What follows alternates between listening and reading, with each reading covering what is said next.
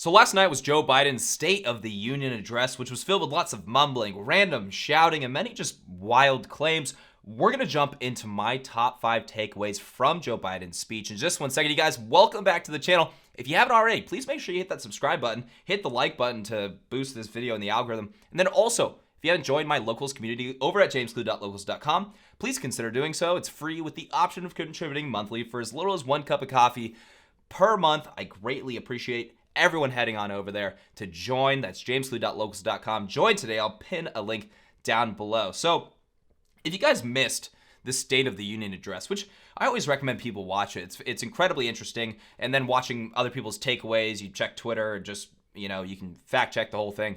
It's pretty helpful. Just within your own life, you can go to dinner later the week and somebody can make a claim and you can kind of be able to combat it, because Joe Biden is presenting his arguments forward and you get to watch what people say about those arguments. But we're going to jump into my top 5 takeaways from his speech. Like I said, tons of mumbling. That won't be necessarily one of the highlights, but tons of mumbling. Anybody watching the speech, Joe Biden did not come across as very youthful. He looked old. He sounded old. And here's just one little taste of what I'm talking about here. From the Daily Wire, a tweet: Biden, if you try anything to raise the cost of something, I will veto it. Listen to this really quick. If you try anything to raise the cost of precision jobs, I will veto it. Okay, what'd he say? Cost of precision jobs, I will veto it. Anything to raise the cost of precision jobs, I will veto it. Yeah. You have Kamala Harris standing up right away. Nobody knows what he's saying there. So the speech was filled with a lot of mumbling like that. But we need to just jump into things that just wild claims that Joe Biden said. Now, I think this is the first time that I've seen something like this in a State of the Union address. Joe Biden makes a claim that Republicans are trying to get rid of Medicaid and Social Security, and the Republicans shut it down immediately, and he ends up actually backtracking. Check this out. Instead of making the wealthy pay their fair share, some Republicans want Medicare and Social Security to sunset. I'm not saying it's a majority. Let me give you, anybody who doubts it, contact my office. I'll give you a copy. You also think about who the Republican base is. They heavily rely on older people that are on Social Security, all of that. Kevin McCarthy has made this very clear that they're not looking to cut that at all. This is very clear across the board. This is an absolute lie. That's why they're freaking out here. Copy of the proposal. That means Congress doesn't vote. Well, I'm glad to see you. No, I tell you, Marjorie I Taylor enjoy Greene conversion. shouting liar. It means if Congress doesn't keep the programs the way they are, they'd go away. Other Republicans say, I'm not saying it's a majority of you. I don't even think it's even a significant. He's backtracking. But it's being proposed by individuals. I'm not politely not naming them, but it's being proposed by some of you. Look, folks, the idea is that we're not going to be moved into being threatened to default on the debt if we don't respond. Folks. Everyone's face. So, folks, as we all apparently agree, Social Security and Medicare is off the books now, right? They're not to be spent. All right. Wow. Yeah, I can't name another time. This happened actually multiple times in this speech, where there's a wildly false claim being made by the President of the United States. Everyone shouts at him because it's such a lie, because it's such a big lie. And he ends up just, okay, re-gear, ignore the next paragraph or so, whatever it may be, talk with the crowd, and then say, okay, never mind, we're on the same page there. I can't say that I've ever seen this ever before. Now, it's not very common for people to interrupt the President of the United States. However, I mean, I personally don't mind it, especially with an insane lie such as that one that could freak the American people out at home. I don't have a problem with it. I think that was fine. They did the right thing there. They should have called him out. Anyways, on to the next highlight. This one's a little bit more egregious. And Joe Biden starts bringing up Tyree Nichols, the black man that was killed by multiple black police officers recently. A video that appeared that is 10 times worse than anything related to Derek Chauvin. However, it was black police officers, fell out of the media pretty much after a handful of days. And Joe Biden ends up inviting the parents here. And we need to touch on, just really quick, a couple of the things that Joe Biden ends up doing. He ends up blaming this situation on white privilege and white supremacy. Imagine if you lost that child at the hands of the law. Imagine having to worry whether your son or daughter came home from walking down the street, playing in the park, or just driving a car. Most of us in here have never had to have the talk that brown and black parents have had to have with their children. Bo, Hunter, Ashley, my children, I never had to have the talk with them. I never had to tell them if a police officer pulls you over, turn your interior lights on right away. Don't reach for your license. Keep your hands on the steering wheel.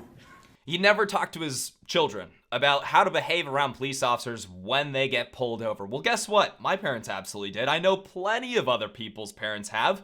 It's probably more common to have that conversation with your child than not to. Saying that because you're white, you don't need to have a talk with your child when they start driving about how to behave around a police officer? Make sure they can see your hands. Don't act weird. Don't talk back to them. Don't make it worse. Don't resist arrest if they start arresting you. This stuff's common sense. Imagine having to worry like that every single time your kid got in a car. Every single time. So this is Joe Biden perpetuating the lie that the police departments in the United States, the police and law enforcement, are systemically racist. There is nothing more damaging to the black community or brown community or whatever than this lie being pushed, especially by the President of the United States. This is a conspiracy theory that has systemic support. At the highest level of our governments, they're pushing this lie. Now, there are bad police officers. Police officers do make mistakes. We have a country of about 330 million people, or over that, about 1 million police officers. You are bound to have bad police officers. You are bound to have mistakes that police make. And in this situation, there were obviously bad police officers. But he's blaming white supremacy here. He's blaming white privilege here. He's saying that black people, just because you are black, you have to fear every single time you get in your car. Literally blaming white supremacy for this. Systemic racism.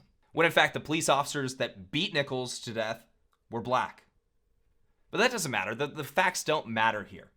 We have an opportunity to push the agenda, the great lie that police officers and the policing system as a whole is systemically racist. There's nothing more damaging to the black community, and there's nothing more damaging to the safety of police officers. He put a target on the back of every single police officer saying this. He put a target on the back of every single police officer out there trying to do their job. Every single law enforcement officer out there doing their job. Painting them as being a part of a suppressive system. A system that is systemically broken, systemically racist. It's incredibly, incredibly destructive. And this is absolutely a you can't forgive this moment. That was an awful, awful, awful part of the speech. Nichols wasn't even killed by a white police officer, let alone police officers. I wanted to highlight really quick right here how dangerous it is, how dangerous of a job it is for law enforcement officers today. 2 California deputies in the same department were fatally shot just 2 weeks apart. This is Southern California. This is my area. Last month. It's an incredibly dangerous job. And Joe Biden just made their jobs that much more dangerous by spreading that lie. Yes, there are occasional situations where there are bad police officers, but those are incredibly rare in a country with around 1 million officers and 330 million people. Over 200 million adults. Next highlight. Next highlight. This one's another one that is kind of similar to the conversation of crime. But let's just go ahead and let it roll. Brandon now works at the dance studio started by his grandparents. And 2 weeks ago, during the Lunar New Year celebrations, he heard the studio door close, and he saw a man standing there pointing a semi-automatic pistol at him. He thought he was going to die. Note how he keeps saying semi-automatic pistol. Note that. But he thought about the people inside. And in that instant, he found the courage to act and wrestled a semi-automatic pistol away from the gunman who had already killed 11 people in another dance studio. 11. He saved lives. It's time we do the same. Ban assault weapons now. Ban them now. Once and for all. Ban assault weapons. So he starts talking about this semi-automatic pistol. You're thinking, okay, banning assault weapons, this quote-unquote assault weapon. What does that have to do with this guy that went on a rampage with a pistol, right? And I feel bad for this gentleman, this young man, this hero, and saved so many lives, being leveraged to push nonsensical gun control, take away Americans' rights that have nothing to do with this psycho in California that went on a mass shooting with a pistol, by the way. So after he discloses that it's with a pistol, he says, ban assault weapons. Ban assault weapons. And that's not a mistake. That's not a mistake. The reason why he's pushing semi-automatic pistol, he keeps saying it, semi-automatic pistol, right, is because that's on the list too of weapons they're looking to ban. That's a quote, assault pistol. That's the new narrative, and that's the new narrative that you're going to be seeing from here on out. We've talked about this so many times on just out with people on the street, asking them, why do they want to ban semi-automatic rifles? And that's it. The logic doesn't make sense. They're not used in that many homicides in the United States. They're really not. And the logic doesn't make any sense. That's why we ask that question, because in reality, they just want to eliminate the Second Amendment. They want to eliminate pistols. And Joe Biden just proved that right here. He's specifying semi-automatic pistols. Pistols are on the chopping block because they've now fallen under that category of that fake term, assault weapons, that they're using for guns that are commonly owned in the United States. This excuse to go after semi-auto rifles, AR-style platforms, AR-style rifles, it's just the boogeyman. They're going to take it bit by bit by bit. The argument is not about rifles. It's about all of your guns. And Joe Biden just proved that.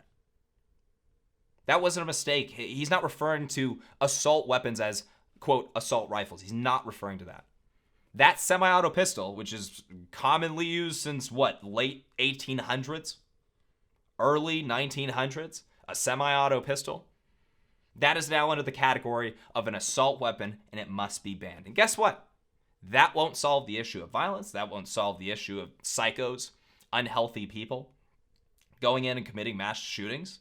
We don't have homicidal maniacs because of guns, right? It won't get rid of that issue at all. It won't get rid of that issue one bit. They'll just use a revolver. They'll just use whatever they can get their hands on. You're affecting law-abiding citizens and nobody else. Major takeaway right there. Let's move on to the last one, you guys. Talking about the border. Joe Biden, in between the random screaming, he's screaming right here. In between the random screaming and the list of demands, and we're, I'm probably leaving out 10 different things that I'd like to highlight, but in between all of that, he really, really danced around talking about the border, but he did touch on fentanyl. So this last one's gonna be two highlights that are similar. Let's play the clip. Now have a record number of personnel working to secure the border, arresting 8,000 human smugglers, seizing over 23,000 pounds of fentanyl in just the last several months. He's bragging about the border, by the way. Over 5 million illegals have entered the country since Joe Biden took office. Completely closed down construction of the southern border. Completely tied the hands of Border Patrol agents down at the southern border. But he's bragging about their success down there. We've launched a new border plan last month.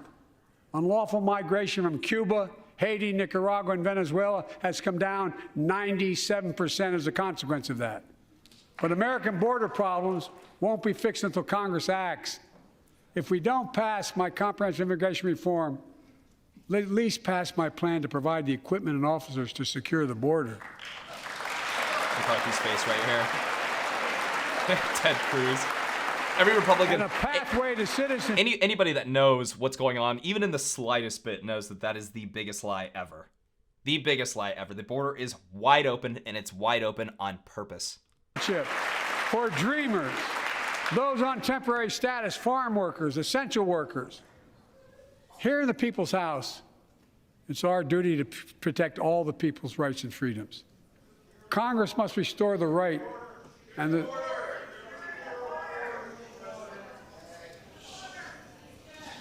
Congress must restore. He had to reboot right there. He had to reboot a little bit after they called him out. So Republicans are shouting, "Border, it's your border, border." I want to bring us to one more part related to this. We have right here, because they call him out again. He talks about the border just briefly, but doesn't talk about literally the invasion happening at the southern border. They talk about fentanyl. They talk about stopping any of that stuff. They don't talk about stopping the literal invasion at the southern border, bringing in over 200,000 people per month. Last year, we had over 500,000 gotaways at the southern border. That's people that the Border Patrol were aware of and got away. The border is a complete disaster. I've been there personally. Every single night, it's just a wave, a literal wave of illegal immigrants coming across the southern border. Fentanyl is killing more than 70,000 Americans a year. They shout border again. You got it. Someone shouts, "It's your fault."